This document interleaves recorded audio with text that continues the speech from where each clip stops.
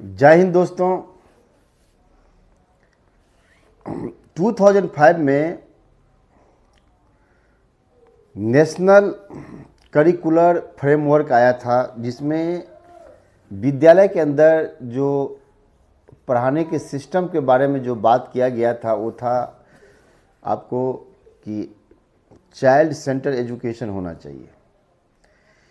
Child centre education तो होना चाहिए, लेकिन किन सिद्धांतों को इसमें पालन किया जाना चाहिए, कौन से ऐसे साइकोलॉजिस्ट हैं जिनको ध्यान में रख करके ये करिकुलम या ये फ्रेमवर्क बनाया गया, इस चीज़ पर हम बात करेंगे। साथ में अभी जो दौर चल रही है कि जो बच्चे सीटेट का एग्ज़ाम दे रहे हैं या जो टीचर लोग सीटेट का एग्ज़ाम दे रहे हैं, उनके लिए भी ये वीडियो काफ़ी लाभदायक सिद्ध होने वाला है। तो आज मैं बात करूंगा दोस्तों, सम पीपल कांट फोकस पे। हाँ दोस्तों, some people can't focus, SP, some people, SP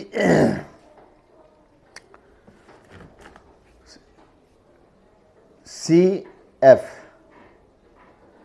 तो SPCF पे हम बात करेंगे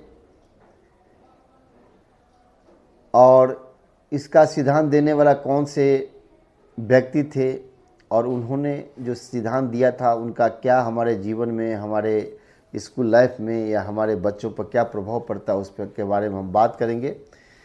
तो दोस्तों, आज हम बात करेंगे पियाजे सर के बारे में। हाँ, जीन पियाजे के बारे में बात करेंगे, जो USA के रहने वाले थे। और NCF की बात किया हमने। 2005 के अंदर जो NCF में बात कही गई कि हर विद्यालय के अंदर जो पढ़ाई होना चाहिए वो रचनात्मक होना चाहिए और चाइल्ड सेंटर्ड होना चाहिए, और आयु के अनुसार हर सब्जेक्ट को बनाना चाहिए कि जिस बच्चे का अगर 6 साल का है तो 6 साल में सब्जेक्ट का क्या पृष्ठभूमि होना चाहिए, अगर 10 साल का है तो सब्जेक्ट का पृष्ठभूमि क्या होना चाहिए, अगर 12 साल का है तो उसका सब्जेक्ट का पृष्ठभूमि क्या होना चाहिए, इस पर हम बात करेंगे। तो आज हम बात करेंगे जीन पियाजे के बारे में। जीन पियाजे दोस्तों 4 सिद्धांत दिया था कि बच्चे के अंदर जो डेवलपमेंट होती है वो आयु के अनुसार होती है, और उसके अंदर उन्होंने 4 सिद्धांतों के बारे में बात किया था। उन्होंने कहा था कि बच्चे का जो विकास होता है एक्चुअली उसकी उम्र के अनुसार होता है। जब जब उसका उम्र बढ़ते जाता है तब तब बच्चे का विकास होता जाता है।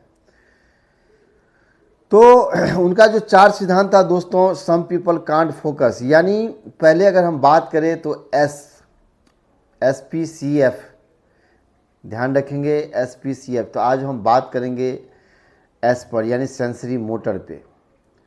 और सेंसरी मोटर के जो बात करेंगे तो उसमें जो बच्चे का जो टाइम टेबल होता है, जो पियाजे साहब ने माना है, वो है 0 से 2 बरस तक, कि 0 से 2 बरस तक बच्चे में क्या एक्टिविटी होता है और उनका क्या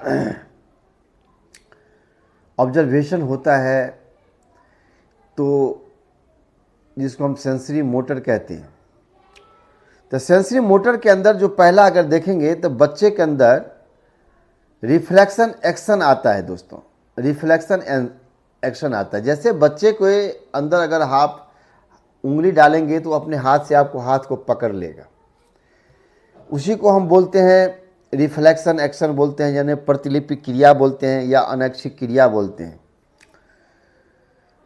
दूसरा जो करें, अगर बात करें जो इम्पोर्टेंट चीज़ है वो है गोल डायरेक्शन बिहेवियर। बच्चे अगर किसी चीज़ के बारे में अगर फोकस कर रहा है, आप देख रहे हो उसको, तो उसका जो लक्षित गोल होता है उस पर उसका विशेष ध्यान रहता है 0 से 2 बरस के अंदर। जैसे बच्चे छोटा लक्ष्य उस टाइम में निर्धारित करता है, बड़े लक्ष्य को निर्धारित नहीं करता है।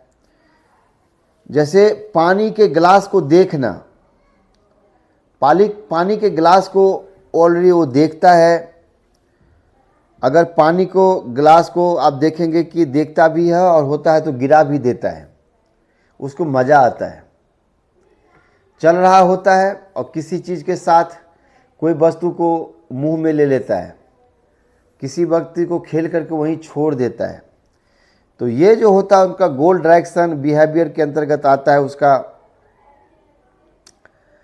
नेक्स्ट अगर देखेंगे दोस्तों तो डेफर्ड इमिटेशन आता है। डेफर्ड इमिटेशन के अंदर अगर बच्चे छोटा है, उनके पापा अगर हो सकता है कि सेविंग कर रहा हो, तो बच्चे को भी इच्छा होता है कि मैं भी सेविंग करूं। तो ये चीज़ जो आप देखेंगे, ये चीज़ आपको डेफर्ड इमिटेशन के अंतर्गत आता है। और एक्चुअली ये नकल करता है, बच्चे बड़ों का नकल करने का जो स्वभाव होता है ये आपको सेंसरी मोटर के अंतर्गत ही आता है। उसके बाद जो सबसे मेन चीज़ अगर देखेंगे तो ऑब्जेक्ट परमानेंस की बात आती है। जो भी वस्तुएं इस अवस्था में बच्चा देखता है वो उसके सदा के लिए उसके दिमाग में रह जाता है और उसको मालूम चलता है उसके सामने से हट जाने के बावजूद भी कि वस्तु कहीं न कहीं वो प्रेजेंट है। अगर हम देखेंगे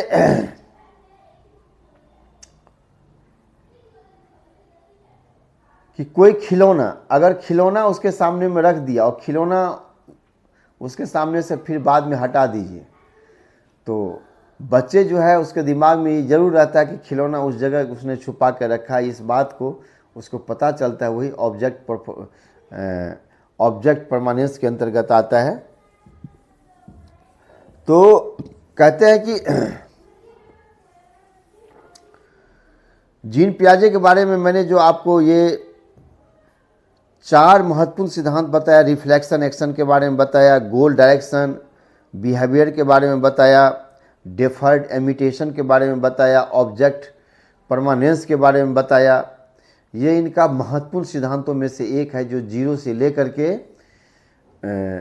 2 बरस के अंदर बच्चे के अंतर्गत ये आता है। तो ये आज फर्स्ट वीडियो था, मैंने जीन पियाजे पर बनाया था।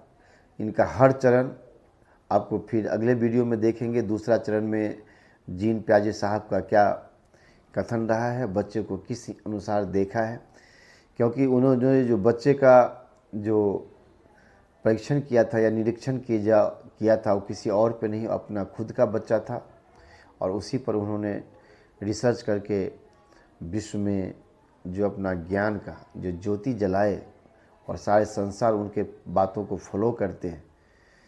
तो आपको ये वीडियो देखने के बाद लगता है कि जो सेंसरी मोटर का उद्देश्य था वो आपको कंप्लीट हो गया होगा। तो वीडियो को ज़्यादा से ज़्यादा लाइक करें, सब्सक्राइब करें। जय हिंद, जय भारत।